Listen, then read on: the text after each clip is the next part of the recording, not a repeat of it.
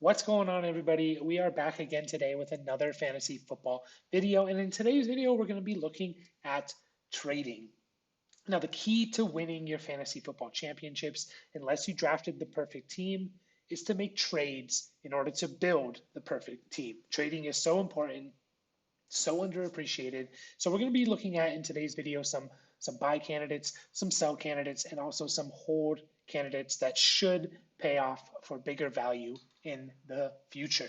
So if you enjoy this video, please like it, subscribe to the channel, ring the bell, and also leave a comment and tell me what your thoughts are, if you agree or disagree with me, or if you have some other buy, sell, or hold candidates. So without further ado, let's get right into it.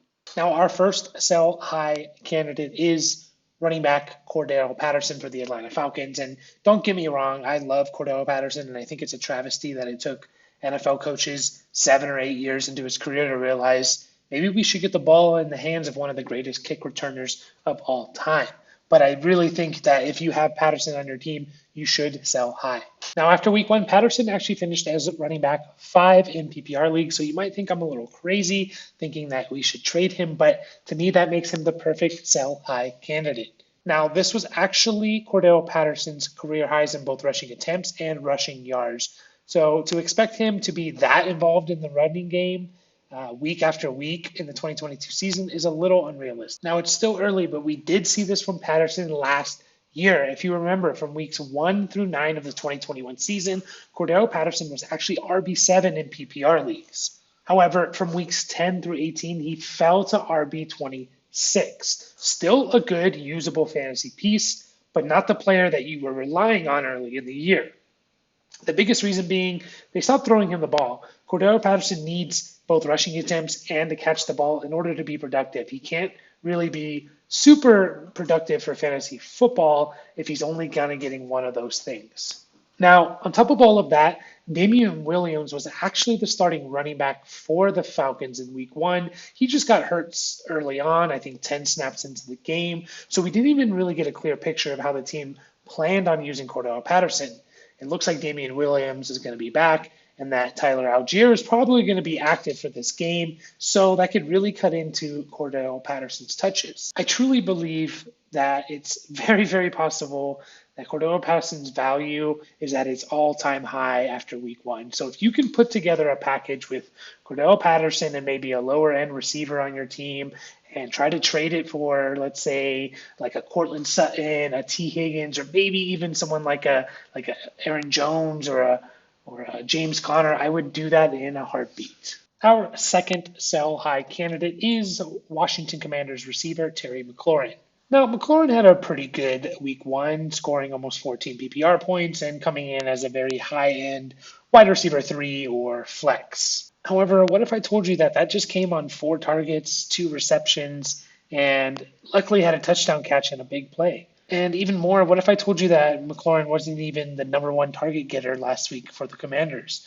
That he wasn't even number 2 or even number 3. He was actually had the 5th most targets on the Commanders last week and was 6th in receptions. If you look at McLaurin's 2021 stats, he really was a boom bust type of receiver. He had big games and he had games where he really didn't do much for you fantasy wise. And that was when he was really the only guy on the team relevant enough to catch passes. Now this year he has rookie Jahan Dotson, Logan Thomas is back, J.D. McKissick, Antonio Gibson, Curtis Samuel. He has all these players around him now that are going to take targets away from him, so that's only going to make him even more of a boomer bust. Now McLaurin is another one of these players that I think is really, really good. He's a really good wide receiver, and if he's on another team with a better quarterback, he could put up huge numbers, but for fantasy this year, I just don't think he's going to live up to the expectation of where he was drafted. However, he still has the name value, he still has the draft capital, and he had a good week one. So if he has a good week two, I think it's time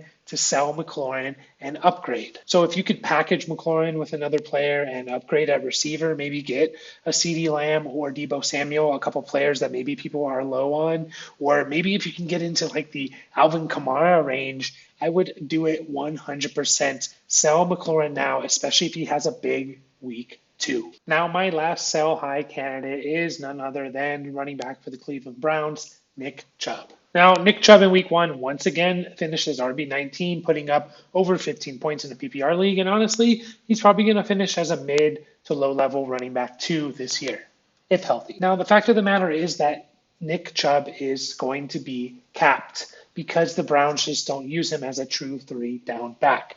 With or without Kareem Hunt, it doesn't matter. If we look at this week one running back usage report, we see that Kareem Hunt dominated third downs, 2-minute drills, short yardage. They were both in on the goal line, and he had more snaps overall than Chubb, and he had the value snaps. Now, again, this is me in no way saying that Nick Chubb's not going to be valuable. He is going to be a very good fantasy football player this year. And actually, the biggest reason why he's even on this list is because so many of the running backs that were drafted ahead of him in most drafts this year really struggled in week one. Players like Austin Eckler, Derrick Henry, Dalvin Cook, Aaron Jones, all these running backs were drafted ahead of Chubb. They had down weeks in week one. So if those fantasy managers, if those players are starting to panic and you can trade Chubb for one of them, I think it's a huge upgrade. But I repeat, this is sell high, so don't trade Chubb for someone that is lower value than him. Now, my first buy low candidate is wide receiver for the Tennessee Titans, Treylon Burks. Now, you might be thinking, why would I trade for a wide receiver that finished 56th in PPR and only scored 8.5 PPR points? And I urge you guys to don't just look at the overall finish, look more into the stats. So if we look at the stats, we see that he had 5 targets, 3 catches, 55 yards. Pretty average numbers if you ask me. However, if we look at the snaps and the snap percentage, we see that he only played in 24 snaps, less than 40% of the Titans' total snaps. And on those 24 snaps, he only ran, I believe, 14 routes. So he was targeted 5 out of the 14 routes that he ran, which is over 35% of his routes ran. I truly believe that Treylon Burks is going to break out and be the best receiver on the Titans this year. And you're going to want him on your team sooner rather than later, because if you wait too long, it's going to be too late to get him. We all know that rookie wide receivers usually take a few weeks to actually start breaking out. I mean, even Justin Jefferson didn't really break out until week 3 of the 2020 NFL season.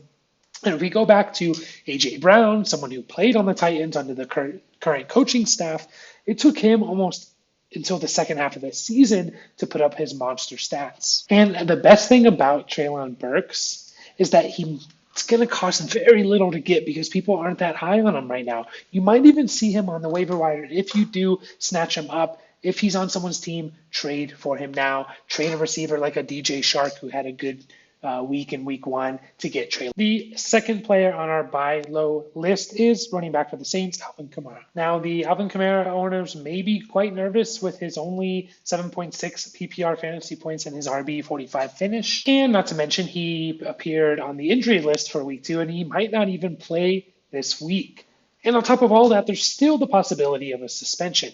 Now, all these things you can use to your advantage. Now, despite Mark Ingram and Taysom Hill getting goal line carries, Alvin Kamara still dominated the backfield in all aspects of the game and outsnapped Mark Ingram 37 snaps to 19. I am here to tell you guys that Alvin Kamara is still going to be a fantasy stud this year. And there's a lot of concerns and worries about him, which is why you saw him fall out of round 1 in a lot of fantasy drafts this season. So even though Mark Ingram is there and taking snaps, the 32-year-old is not going to threaten Alvin Kamara for his job. The rib injury may be a little bit of a concern, but I don't think it's going to keep him out more than 1 to 2 weeks. However, the Kamara manager may be freaking out right now, and now is your time to pounce on that opportunity. Do what you can to get him. We previously in this video mentioned Cordell Patterson. Maybe package a player with him to try and upgrade to Alvin Kamara. That would be a huge win for you. And the last player we're going to talk about in this video is actually our hold candidate, and that is running back for the Rams, Darrell Henderson. Now, Henderson had a modest PPR finish, scoring 12.3 PPR points and finishing as RB21. However, the big story, which we know, is that he dominated the backfield snaps compared to Cam Akers. He had 55 snaps compared to Cam Akers' 12 snaps. Now, the reason I have Henderson as a hold candidate rather than a sell high candidate is because Cam Akers is in the doghouse, and I don't think that's going to change too much this coming week. I think in the future it could, but for week 2, I don't think it's going to change very much. And we're going to see Darrell Henderson get a majority of the snaps once again. And if that happens, Darrell Henderson's stock is going to skyrocket because 1 week is just maybe a coincidence, but 2 weeks of dominating snaps is a trend. And when that happens, you can sell Darrell Henderson for a very high, which I would because he's injury prone, and I do think Cam Akers will eventually take over the starting job.